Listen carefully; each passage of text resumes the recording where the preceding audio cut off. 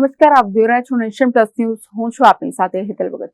સમગ્ર રાજ્યમાં હાહાકાર મચાવી દેનાર કારેલીબાગ અકસ્માતના મુખ્ય આરોપી રક્ષિત ચોરસિયા તથા તેના બાજુમાં બેઠેલા પ્રાંશુ રાજેશ ચૌહાણને સમગ્ર આરોપમાંથી સાંગોપાંગ બહાર કાઢી લેવાનો પ્રયત્ન વડોદરા પોલીસ કરી રહી હોવાના આક્ષેપો થઈ રહ્યા છે. સમગ્ર રાજ્યમાં હાહાકાર મચાવી દેનાર કારેલીબાગ અકસ્માતના મુખ્ય આરોપી રક્ષિત ચોરસિયા તથા તેની બાજુમાં બેઠેલ પ્રાંશુ રાજેશ ચૌહાણને સમગ્ર આરોપમાંથી સાંગોપાંગ બહાર કાઢી લેવાનો પ્રયત્ન વડોદરા પોલીસ કરી રહી હોવાના આક્ષેપો થઈ રહ્યા છે. માત્ર એક દિવસના રિમાન્ડ મેળવી શકેલી વડોદરા પોલીસ આખી ઘટનામાં ચોક્કસ લોકોના દબાણમાં ભીનું સંકેલવાની દિશામાં કામ કરતી હોવાનું પુરવાર ત્યારે થયું જ્યારે રક્ષિત ચોરસિયા ખૂબ મોટો સમાજસેવી હોય એ અદાથી મીડિયા સામે ઊભો કરી દેવાયો. જેમાં રક્ષિત ચોરસિયાએ જે વાતો કરી એ જોતા તો એમ લાગે છે કે જ્યારે ખુદ સુપ્રીમ કોર્ટ એવું સ્પષ્ટપણે જણાવી ચૂકી છે કે આરોપીઓના ઇન્ટરવ્યૂ યોગ્ય નથી અને એમ તો વડોદરા પોલીસ આરોપીઓના ઇન્ટરવ્યૂ અપાવવાથી જોજનો દૂર રહેતી હોય છે, પરંતુ આમાં કોઈ ગોઠવણ થઈ છે કે કેમ એવો પણ સવાલ નગરજનો પૂછી રહ્યા છે.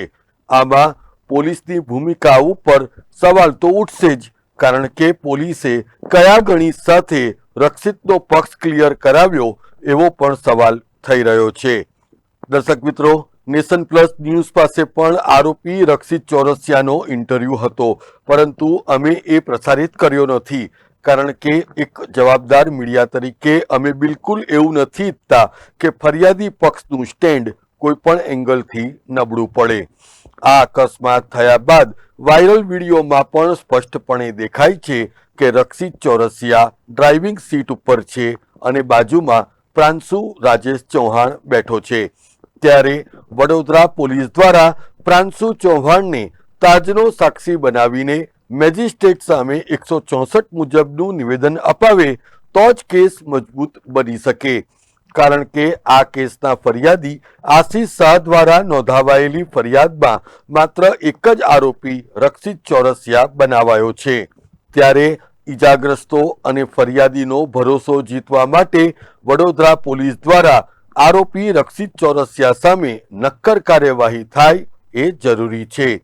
એક જ દિવસના રિમાન્ડ અને એમાં પણ રક્ષિત ચોરસિયા દ્વારા છાતીમાં દુખાવાની ફરિયાદ થતા કારેલીબાગ પોલીસ સ્ટેશનનો કાફલો આરોપીને લઈને એસએસજી ખાતે આવી પહોંચ્યો હતો, જ્યાં તબીબો દ્વારા તેની ચકાસણી કરવામાં આવી હતી.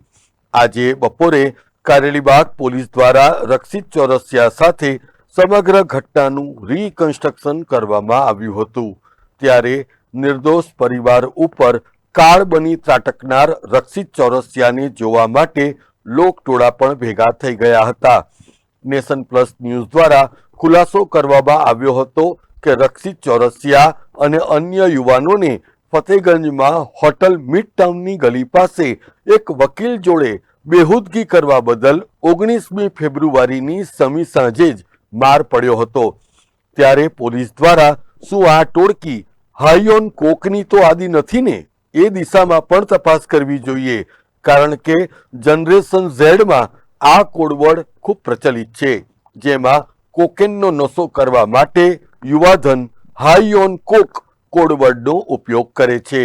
ત્યારે આ દિશામાં પણ જો પોલીસ દ્વારા ઈમાનદારીપૂર્વક તપાસ કરાય તો ખૂબ મોટું સ્કેન્ડલ બહાર આવે એવી શક્યતાઓ છે.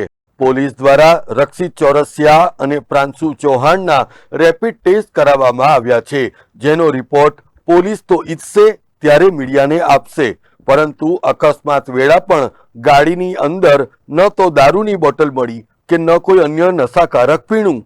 એને લઈને જ શહેરમાં એવી ચર્ચાએ પણ જોર પકડ્યું છે કે આ ગેંગ કોઈ ડ્રગના રવાડે તો નથી ચડીને.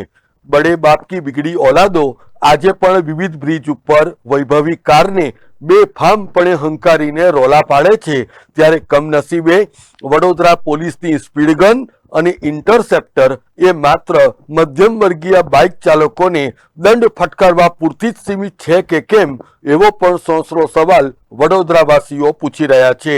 આખરે ક્યાં સુધી આવા તત્વો નશામાં ચૂર બનીને નિર્દોષ લોકોના મોતનું વોરંટ ફાડતા રહેશે?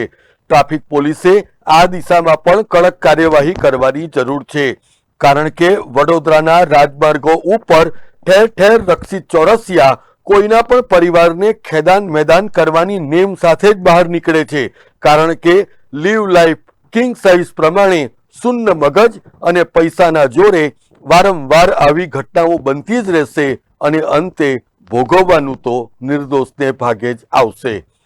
Bureau report, nation plus news, Vadodara.